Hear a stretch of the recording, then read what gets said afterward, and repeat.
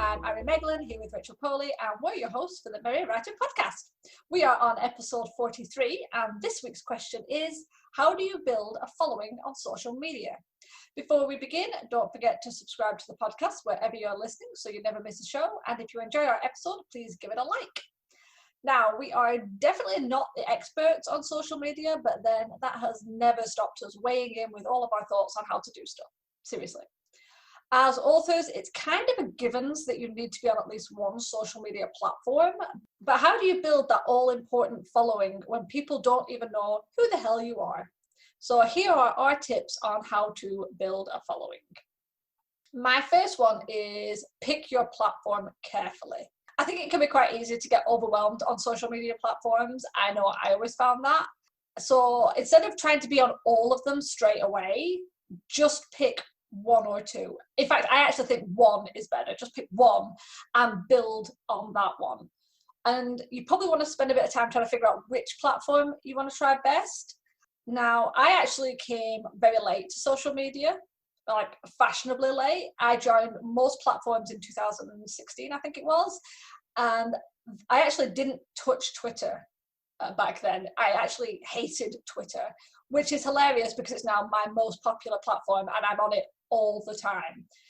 But that didn't happen until 2018. And what happened was I went on Instagram, I went on Facebook and Tumblr and LinkedIn and blah, blah, blah, all those. And honestly, didn't really like any of them. Worked with them, figured certain things out, but I ended up on Twitter again. I can't remember why I got drawn back to Twitter.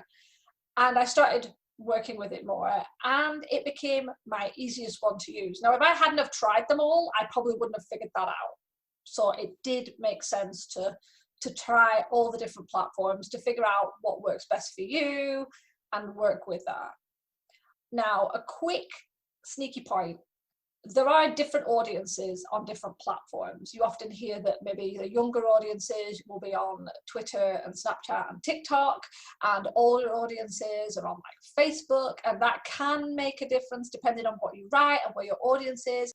But honestly, if you're not sure about social media or you're just trying to build a following, I would honestly scrap all that and just spend time on the platform that you are finding the easiest, the platform that you enjoy, and work from that. You can always move to other platforms later on when you really need to start thinking about your audience. But honestly, there's writers and readers all over all these platforms of different ages and whatnot. So just try different ones and figure out which one you like the most.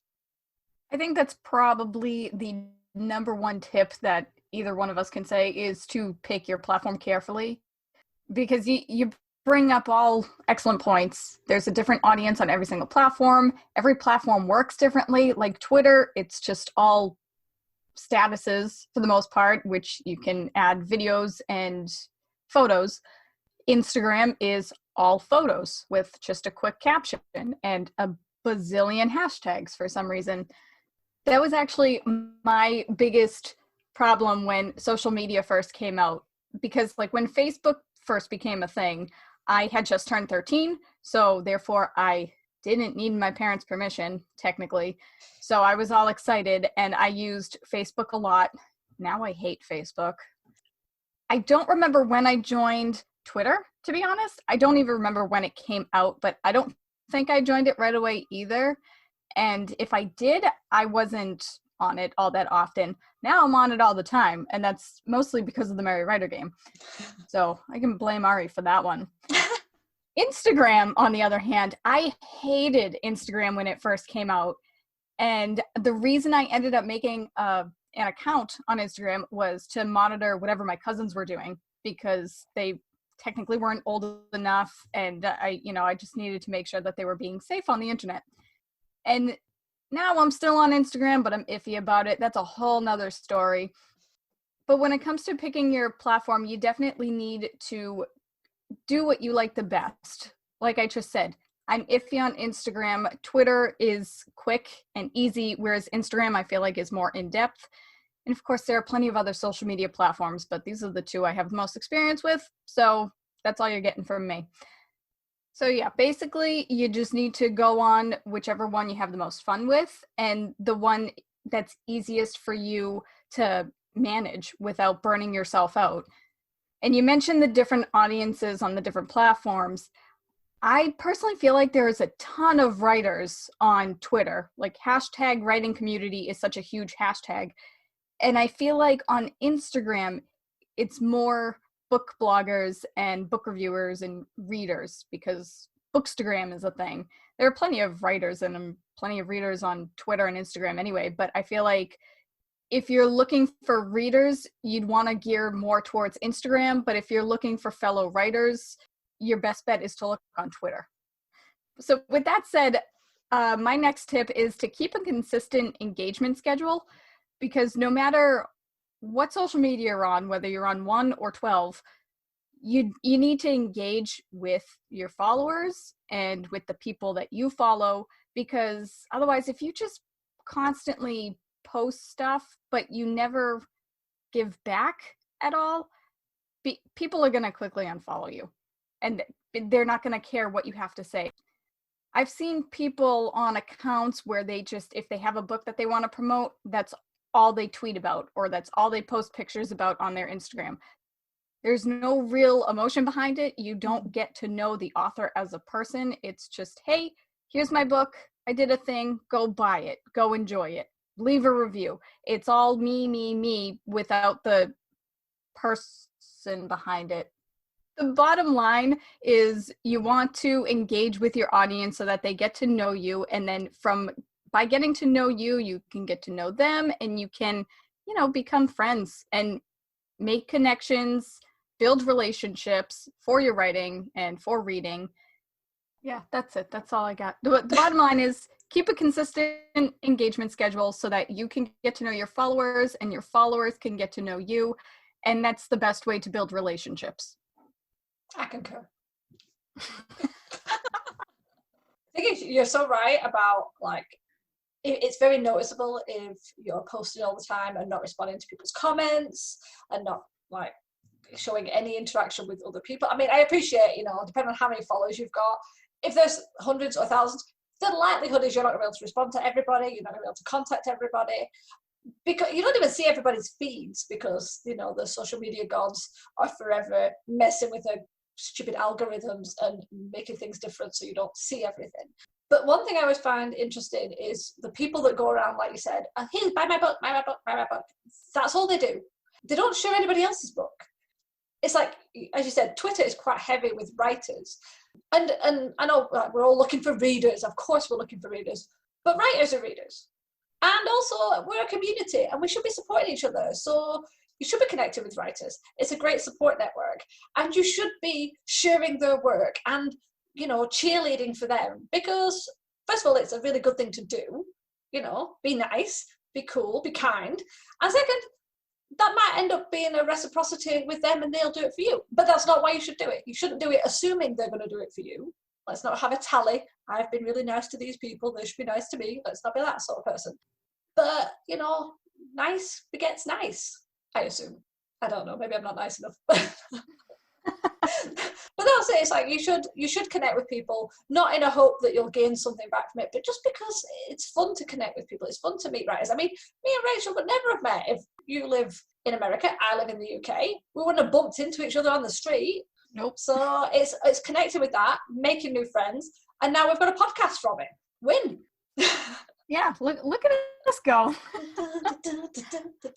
But just speaking of whatever you just said about, like, supporting others, don't follow for follow. That's stupid. Do not do that. Nope. Obviously, this whole podcast, take our advice with a grain of salt, but actually take this advice. Do not follow for follow. That's just dumb. And then especially have those people who they'll follow you, and then once you look at their bio and you're like, oh, this actually seems like a decent person, and you follow them back, and the next day they unfollowed you because some person decided that you need to have more followers than following. Yeah. I don't know why. I don't know why that makes sense. Who's checking this stuff? Who's going, oh my gosh, look, they've got more following than followers. Who has got time to check people's bio for that crap? Exactly. Yeah. So just don't do that. And also, like, I know I'm bouncing back, but I remembered my point to keep a consistent engagement schedule. Keep a consistent engagement schedule so that you don't burn out, so that you can schedule like a block of time each day or every other day to go through your notifications, to go through other people's feeds and like and share and all that jazz so you don't burn out. That was my original point that I could not think of. We Now get there I am in the done. end. With that, let's go on to my next point, which is the importance of posting time. You'll probably find that each platform has different times when people are on them the most. Obviously, you've got to adjust for time zones. I'm in the UK, which means my time zone is GMT, which is Greenwich Mean Time, or in summer it's BST because we like to move the hour about. However, most of my audience seems to be in America, so I have to think about that when I'm posting. And I will, like on Twitter, I post like 4 times a day for the Merry Writer game. That means I'm catching people at different time zones and I'm not like sticking it on the best time for me and then assuming everyone's going to hopefully see it. Doesn't work that way. You'll find that many of the platforms have an analytics side, like an insights or something like that, where you can actually pull data that'll say when people are viewing your posts or when people are on, and you can use that to sort of pick the best times. There is an app or a program or a website, I'm not sure, that actually tells you for Twitter that you can log in. It's not TweetDeck, it's something else. It might be Tweetoid, I think it's that. I will find out and link it in the description. That will actually give you the best, when your personal audience, you link it to your Twitter, it's your personal audience, when they're online, the best days that they're on, the highest engagement, and you can use that data to kind of say, oh wow, people are always on my Twitter feed, you know, Monday at 4 p.m. That's when I'm going to put my biggest, most important information, or that's when I'm going to put my funniest memes. I don't know, whatever you post. That can be really helpful, because if you're literally firing off posts and tweets at 3 in the afternoon and it's 2 in the morning for most of your audience, that's probably why you're not going to get many followers or engagement. So it does take a bit of time. And if you go on Google and put in like best posting times, there's a bazillion Pinterest images that will come up with like, these are the best times for these platforms. Again, consider time zones, but it does give you an idea. And then what you do is you can use your own posts and insights and data and work out the best for you. And then what I did was, when I did that, I then made a note on each of my platforms what dates and times are the best for me. And then I kind of try and you post on those times the most, and it has helped. I have noticed a difference. There you guys go. There's another tip. Use analytics, unlike Rachel. I think I knew you could do that, but I just never thought to do that, because I've Googled like the best times to post on Twitter, Instagram, or what have you, and you get, depending on which website did the research, you'll get like a wide range of times, but they also give you how many times you should post a day. Like Twitter, I think they say you should post about like 15 or 10 to 15 tweets per day, whereas Instagram, they say don't post more than 1 or 2 times per day. And I think I've always followed that. I've always tried to, because Twitter is so fast paced and it's constantly refreshing, constantly moving. So I tweet a few times a day. I tweet, I think, like 10 times a day. Whereas Instagram, I haven't posted on Instagram in a while, but Instagram, I only post like once or twice a day, because that's really all I have the time for, to be honest. With the images take a long time. If you're looking for something that's quick and fairly easy, go over to Twitter rather than Instagram. And all that comment, you gotta put your caption, it's massive. You know, people write these long captions. I'll be honest, I rarely read people's captions. Anything important, you need to put it in the graphic, because I am just flicking through and liking things and maybe putting a comment, but I am 9 times out of 10 not reading your caption. Never read the captions. Put it in the graphic. Yeah, because now Instagram, you can add more than one image to a post. So you can just have people swipe. It's fine. That I will do. If I notice that the little dots are there, I'll swipe, because my curiosity will get the best of me. Even if the image has nothing to do with what I care about, I'll still look at all the pictures.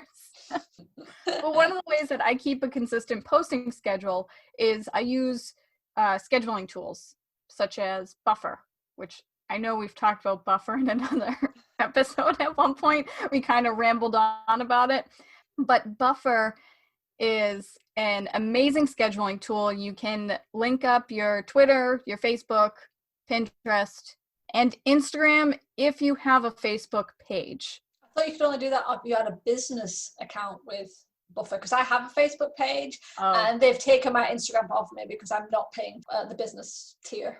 Oh, okay. Well, that's a good thing to know. I didn't know that. I saw the word Facebook and I was like, nope. So now my Buffer is really just my Twitter account. But you can have up to 8 accounts on any platform, really. You could have 8 Twitter accounts if you wanted to. And you can schedule up to 100 posts at one time. This is on the paid yeah, premium. That's on the paid plan. I forget what the free plan is. You get three platforms and 10 posts each. 10 scheduled slots. Good for you, Ari, for remembering. Well, that's what it was. I mean, they keep changing things, so I could be really out of date, but that's what it was. That's true. Again, take our advice with a grain of salt. I'm pretty sure we mentioned it in a previous episode. We really don't know what we're doing. We're learning this as we go along. But if you did want to get a scheduling, Buffer is the best. Just go with Buffer. But if you did want to get a scheduling tool for Instagram, I've been trying out Later. It's more pricey, I think, especially depending on the amount of content that you want to share. It can get pricey, but it does have link in bio. That's for free, which is kind of nice. Link in bio allows you to add a link to your picture, and then the link in bio link goes in your bio. This sounds crazy, but the link in bio link goes in your bio, and when you click on that link, it'll show you all of your Instagram images. And if you like an image that says, you know, you wrote an article or something, somebody can click on that image and it'll bring you straight to the article. So that's what I like about it, because Instagram doesn't allow you to post links ever, because it's ridiculous. I went on a tangent there again. My whole point is keep a consistent posting schedule so that your followers will know what to expect from you, and they can say, oh, so-and-so is going to post something in a little bit. I can't wait to see what article they wrote today, or something like that. And it'll just show that you're active, thus gaining more of a following and hopefully more engagement. I have to say, I use Buffer. I think I found out about it from you. I'm assuming this is what you'll find on most schedulers. And as I said, we love Buffer. That's what we use. But obviously, there's Hootsuite, there's Later, there's a like Planner, I think there's one called. There's Tailwinds. There's loads. Go and have a look. Yeah.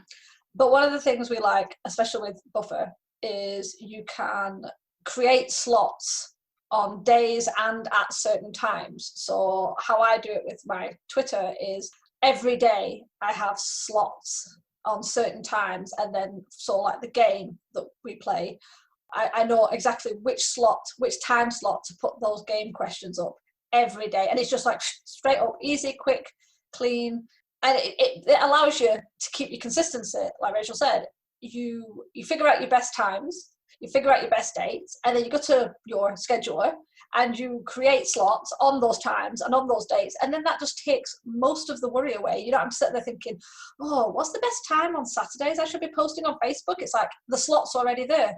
8 p.m. on Saturday, that works best for me.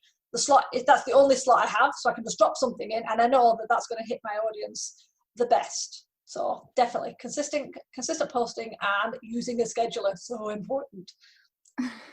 Because Hootsuite is good too. That's actually what I used to use before I found Buffer.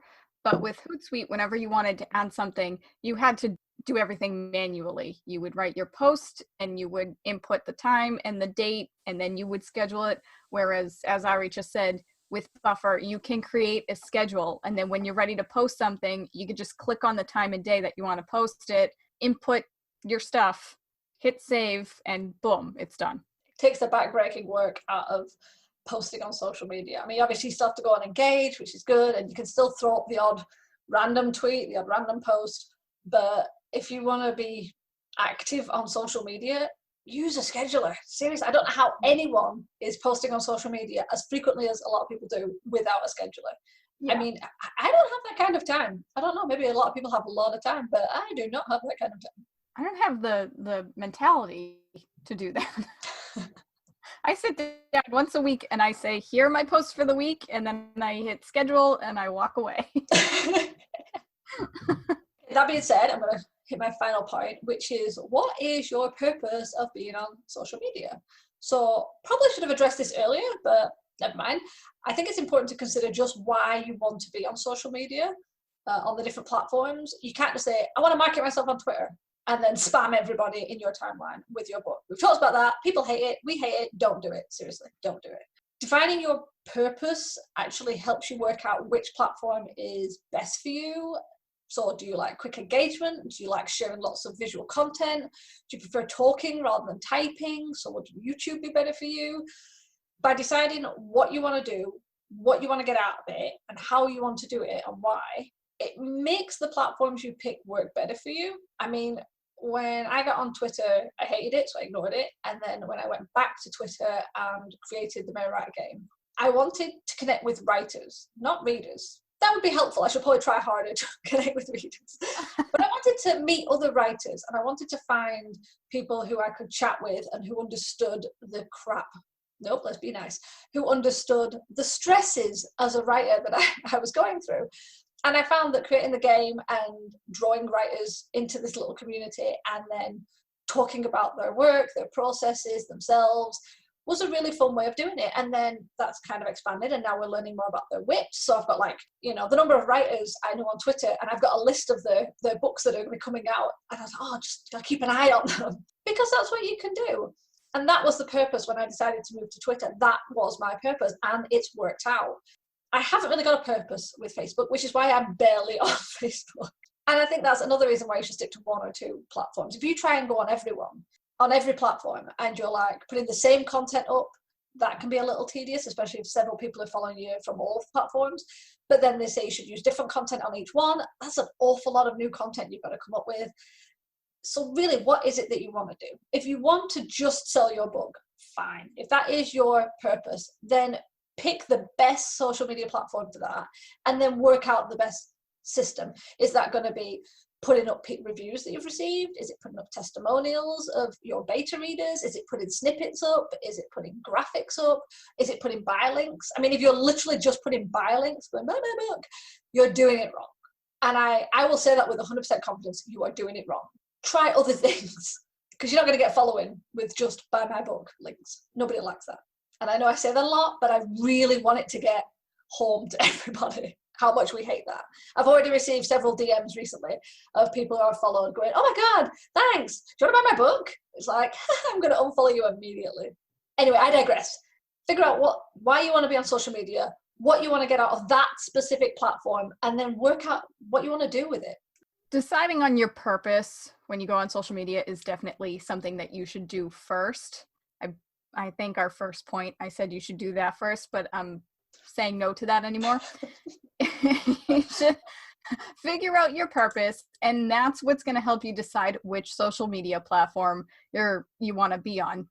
Because again, we already mentioned there's a different audience on every platform. You don't want to be on every single platform because you don't want to burn yourself out. And you want to make sure that you're on a social media platform that's easy for you. As Ari just said, whether you want quick engagement or sharing content, or if you like talking rather than typing, or if you'd rather take photos of everything, it's totally up to you. When I first started on social media, I didn't have a purpose. When a new social media came out, some social media I didn't join right away, but when I was younger, yeah, I joined it right away because it was the new thing and everybody was on it, and that's not a good purpose. So if you're a writer and a new social media platform comes out, don't join it just for the sake of joining it. The only way to find out about a social media platform is to join that platform and post content and engage with the audience and things like that. And so I get the research part of it, but if your sole purpose of joining a social media is just because it's brand new and you think you'll reach a new audience, that's not the way to go, because every social media acts different. That is so true. And also you can You can learn about a platform without actually being on it. You can always go and look at some online courses and see the sort of features that some of these platforms have, because then you can go, I don't want to be on that, rather than signing up and having to then go through the arduous process of unsubscribing and closing your account, which, it seems like it should be easy. You go on, you go to settings, you close account, but it always seems to be that little bit more where they still email you and it's, are you sure you want to? And don't forget to type in this 14-digit number, and no. So I agree with that. It's like, don't just jump on. It's like, I know when TikTok came out, I was like, I got TikTok. And I've seen so many authors come out going, oh my God, TikTok's so good for creating mini interviews or teaser trailers. And I was like, I'm sure that's really good, but I'm not just going to jump on there. And I mean, it might be one of those things like Twitter where actually it's the best platform for me. But honestly, at this moment, I just can't bring myself to go on another platform.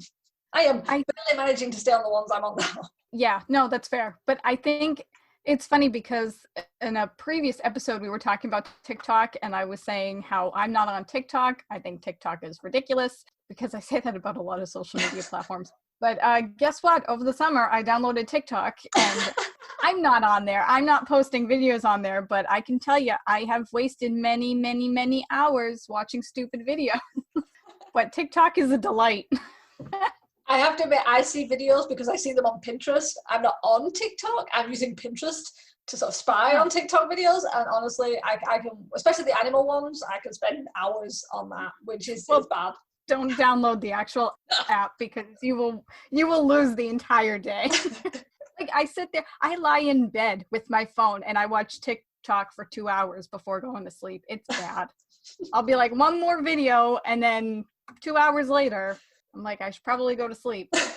But I have seen plenty of readers and plenty of authors. Like, I've seen people do book reviews. I've seen authors like do book trailers for their books and things like that, and character aesthetics. And it's kind of cool. And I'm not going to hop on that bandwagon anytime soon, but I'm kind of curious to give it a try just to see what happens. I'm kind of going back against everything that I just said. We are consistent with our inconsistencies. We say that, posting images on Instagram take a lot of time, but to create a video, even if it's just 1 minute. With that said, I think we've covered quite a bit of stuff on this episode. So let's just do a quick recap. Our suggestions are: pick your platform carefully. Don't just jump on every platform, and don't go on all of them all at once. Take your time, go on one at a time, figure out the best platform for yourself. Keep a consistent engagement schedule. There's no point just putting stuff up. You need to connect with the people responding, liking, commenting on your posts. The whole point is it's social, so you do need to connect with people, and it's almost like networking. So find time to go onto your platform and respond to people and connect with them. Don't forget the importance of posting times. Make sure you're hitting the best times your audience are around. Use data and analytics to figure that out. Obviously, it might be a bit of trial and error, but do try. Keep a consistent posting schedule. Not only does that mean that you're not burning out, it also means that people know when to expect things. So if you post a blog on your website on Fridays at 6, then if you then link that to Twitter at 7 on Fridays, people will get used to seeing that, and they know that that's when the post will appear, and they're more likely to read it, I'd like to think. Figure out what your purpose is on social media, on that platform or those platforms, and use it to your advantage. Otherwise, you are literally just wandering blind trying to figure out what the best thing to post is, and you can end up just shoving crap up. Support each other. We are a community. Writers, readers, just help other people. Share their links, share their books, share their articles, chat to them, give advice, listen to people. Social media is social, and it's also a bit stressful. So let's make it nice and easy for each other. And one quick little extra, it should be organic. Don't buy followers. Don't follow for follow. All of that is a manipulation of the system, and all you're doing is creating numbers. It's like, you don't want 15,000 people following you who aren't readers, who aren't interested in you as a writer. They're just people who, they're bots, or they're people who followed you because you followed them first, or whatever, or they've done a follow for follow. What is the point? Seriously, what is the point? It's better to have 100 people who actually are interested in what you've got to say, or want to know about your book, who want to know about you, than 15,000 people who don't give a crap who the hell you are. Quality over quantity. See, Rachel says it quicker and easier and more efficient than I did. Okay, with that, we hope you enjoy our episode. If you have any tips on how to build a following on social media, if you're one of those whiz people who've managed to do it brilliantly, organically, do share that in the comments or on Twitter using the hashtag The Merry Writer Podcast. Want some extra content? Then head over to our Patreon page at patreon.com/The Merry Writer Podcast. You can support our show for as little as $1 a month and get yourself some extra bonus content. Tune in next week for another episode of The Merry Writer Podcast, where we ask all the right questions. Thanks for listening. Bye. Bye. This podcast is brought to you by Arguments Over Tea and Coffee. Which side are you on? The music, titled Inspired, is by Kevin MacLeod, licensed under Creative Commons 4.0.